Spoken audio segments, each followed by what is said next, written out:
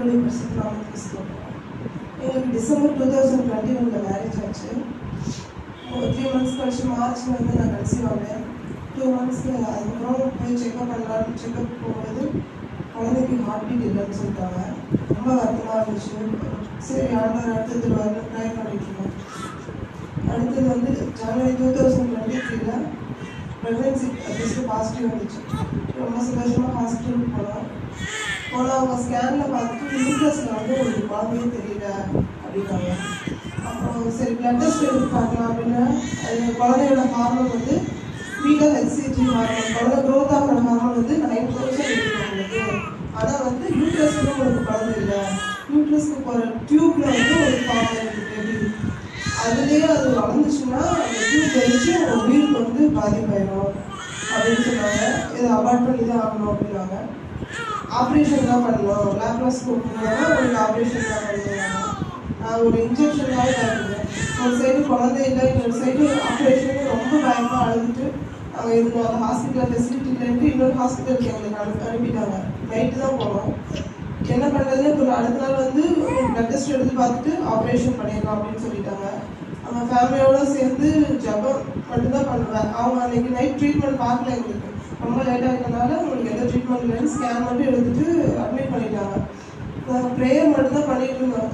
அடிக்கடி அவங்க வேறு வந்து உங்களுக்கு பெயின் இருக்கான்னு கேட்டாங்க. ஏன்னா வந்து நான் ஆல்ரெடி யூடியூப்ல பார்த்துருக்கேன், எக்டோபிக் ப்ரெக்னன்சி அது பேர் டியூப்ல ஃபார்ம் ஆச்சுன்னா அது இருந்துச்சுன்னா ரொம்ப பெயினாக இருக்கும், ப்ளீடிங்கும் அதிகமாக இருக்கும்.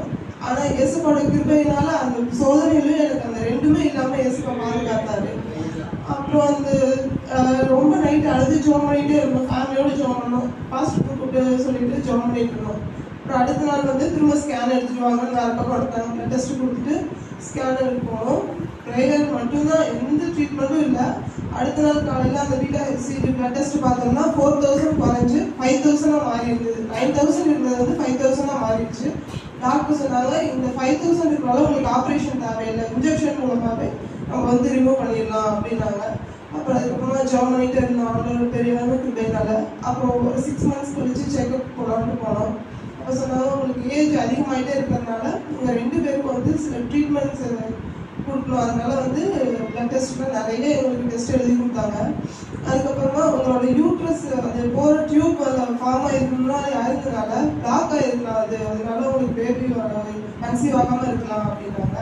நான் ஹாஸ்பிட்டல் விட்டு வெளியே வந்துட்டு நாங்கள் 2 பேர் போயிருந்தோம். சொன்னேன் ஏசுப்பா மட்டும்தான் நம்மளுக்கு குழந்தை தரும், எந்த ட்ரீட்மெண்ட் டாக்டர்ஸோட ட்ரீட்மெண்ட்ல வந்து நம்மளுக்கு குழந்தை வரக்கூடாதுன்னு சொல்லிட்டு ப்ரேயர் பண்ணிட்டு நாங்கள் அதுக்கப்புறம் எந்த டெஸ்ட்டும் கொடுக்கல. அந்த ட்ரீட்மெண்ட் அவங்க சொன்னதுக்கு அந்த பிளாக் ரிமூவ் பண்ணுறதுக்கு நாங்கள் போகல, ப்ரேயர் பண்ணிகிட்டே இருந்தோம். செப்டம்பர் மந்தில் வந்து 45 days ஆயிருந்துச்சு, பீரியட்ஸ் ஆகலை. சரின்னு சொல்லிட்டு கண்டிப்பாக இது பேபியாக தான் இருக்கும்னு சொல்லிட்டு ஹாஸ்பிட்டல் போனோம். போய் செக் பண்ணும்போது அவங்க சொன்னாங்க இது பேபி இல்லை, உங்களுக்கு பிசிஓடி இருக்கு அப்படின்னு சொன்னாங்க. பிசிஓடி இருந்தால் கன்சீவ் ஆகிறதுக்கு லேட் ஆகும். இன்னும் ஏசப்பா எவ்வளோ நேரம், அதுக்கு முன்னாடி நிறைய ஊழியக்காரங்க மூலமாக பேசினாங்க உங்களுக்கு குழந்தைய தருவேன் அப்படின்னு பேசினாங்க. ஆனால் இன்னும் எவ்வளோ நாள் ஆகும் ஏசப்பான்னு ரொம்ப கண்ணீரோடு நாங்கள் இருந்தோம், ப்ரேயர் பண்ணிகிட்டே இருந்தோம்.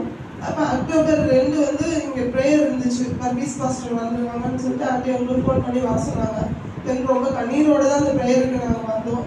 வந்த உடனே அந்த பாஸ்டர் 2வதாகவே என்னோட பேர் சொல்லி சொன்னார், உங்களோட கண்ணீரை ஏசுப்பா பார்க்கறாரு, அடுத்த வருஷம் இந்நேரத்துக்குள்ள உங்களுக்கு ஒரு குழந்தைய தருவேன் அப்படின்னு தருவார், கண்டிப்பாக தருவார் அப்படின்னு சொன்னாங்க. இந்தியா ஆலயத்தில் வந்து அந்த குழந்தைய பிரதிஷ்டை பண்ணுவீங்கன்னு சொன்னாங்க.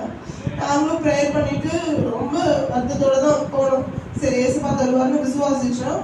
ஆனால் அதுக்கு அடுத்த மாதமே எனக்கு வந்து கன்சீவ் பாசிட்டிவ் ஆயிடுச்சு, அவங்களோட பெருதான கிருபையினால. அதே மாதிரி நான் கன்சீவ் ஆனதுலேருந்து நிறைய ஃபிசிக்கலாகவும் மென்டலாகவும் ப்ராப்ளம் இருந்துகிட்டே இருந்துச்சு. ஒரு 6 months இருக்கும்போது அயன் டேப்லெட்ஸ் எனக்கு கொடுத்தாங்க. அல்சர் ஆல்ரெடி இருக்கிறனால டபுள் டோஸ், ஹீமோக்ளோபினும் கம்மியாக இருக்குன்ட்டு டபுள் டோஸ் அதை எடுத்தேன். அல்சர் அதிகமாகி ரொம்ப பெயினில் என்னால் ஒரு தண்ணி கூட குடிக்க முடியாமல் இருந்தேன். ஆனால் ஒவ்வொரு ஸ்கேனுக்கு போகும்போதும் ஏசப்பாவோட கிருபையினால எல்லாமே நார்மலாக இருந்துச்சு. நார்மல் டெலிவரி தான் ஆகணும்னு வயிற்ற கை வச்சு ப்ரேயர் பண்ணிகிட்டே இருப்பேன் எப்பயும். அப்புறம் நான் வந்து ஹாஸ்பிட்டல் போகிறதாவே அவ்வளோ பயப்படுவேன். நான் நினச்சேன் எங்கள் வீட்டில் எப்படி நீ நார்மல் டெலிவரி தாங்கன்னு சொன்னாங்க. அதனால ஜாப் பண்ணிகிட்டே இருந்தேன். எல்லாரும் இங்கேயும் பாஸ்டர் எங்களுக்காக ஜாப் பண்ணாங்கன்னு சொன்னாங்க, கரூர்லேயே எங்களுக்காக ஜாப் பண்ணாங்க. அப்புறம் நான் ஹாஸ்பிட்டல் அட்மிட் ஆனேன். 9:30 பெயின் ஸ்டார்ட் ஆச்சு. பெயின் வந்து என்னால் தாங்க முடியல, ரொம்ப அதிகமாக இருந்துச்சு. அப்போ வந்து டாக்டர் செக் பண்ணாங்க, 30 seconds உங்களுக்கு பெயின் இருக்குது, 40 seconds அட்லீஸ்ட் இருந்தால் தான் வந்து டெலிவரி ஆகும் அப்படின்னாங்க. அவங்க போனோடனே நான் ரொம்ப பெயினில் அழுதுகிட்டே இருந்தேன். அப்போ அந்த அங்கே இருக்க சிஸ்டர் சொன்னாங்க, இந்த பெயினை உங்களால் தாங்க முடியல, இதை விட அதிகமாக பெயின் வரும், அப்போ எப்படி நீங்கள் தாங்கிக்குவீங்க அப்படின்னு சொல்லி கேட்டாங்க. உடனே எனக்கு பயமாயிருச்சு, விசுவாசத்தில் கொஞ்சம் குறைஞ்சிட்டு அந்த இடத்துல ஆப்ரேஷன் பண்ணிக்கிறேன் நான் அப்படின்னு சொல்லி எங்கள் வீட்டில் சொன்னேன். அப்போ எல்லாரும் சொன்னாங்க, உனக்கு கண்டிப்பாக நார்மல் டெலிவரி தான் ஆர்டர் தருவாருன்னு சொன்னார், கண்டிப்பாக தருவார் அப்படின்னு சொன்னாங்க. அப்போ நான் ப்ரே பண்ணிட்டே இருந்தேன். அப்போ லேபர் வார்டுக்கு போய் என் கூட யாருமே இல்லை, ஏசப்பா என் கூட இருக்கு, நான் ப்ரே பண்ணிட்டே இருந்தேன். அப்போ எனக்கு வந்து அந்த பலன் இல்லவே இல்லை. அந்த இடத்துல ப்ரேயர் மட்டும்தான் நான் பண்ணேன்.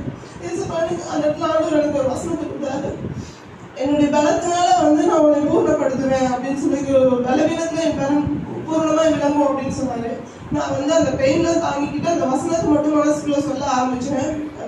லேபர் ரொம்ப கிரிட்டிக்கலா இருந்துச்சுன்னு டாக்டரே சொன்னாங்க. தலை கீழே இறங்கி வரவே இல்லை, ரொம்ப பெயின் அதிகமா இருந்துச்சு, தாங்க முடியாத வழி. ஆனாலும் ஏசப்பா அந்த நேரத்தில் எனக்கு கரெக்டாக வந்து டெலிவரி ஆகி ஒரு 6 மணி நேரம் பெயின் அதை எனக்கு தாங்க வச்சாரு. இப்படியா எங்களுக்கு குழந்தைய கொடுத்தாரு. ஒவ்வொரு நாளும் காத்து வர தேவனுக்கு ஸ்தோத்திரம். எங்களுக்காக ஜெபிச்ச பாஸ்டர் அவங்களுக்கும் அவங்க குடும்பத்துக்கு நன்றி செலுத்திக்கிறோம். சபையிலையும் எங்களுக்காக ப்ரேயர் பண்ணியிருக்கோம். எல்லாருக்கும் எங்களுக்கு நன்றி செலுத்திக்கிறோம். ஆமென்.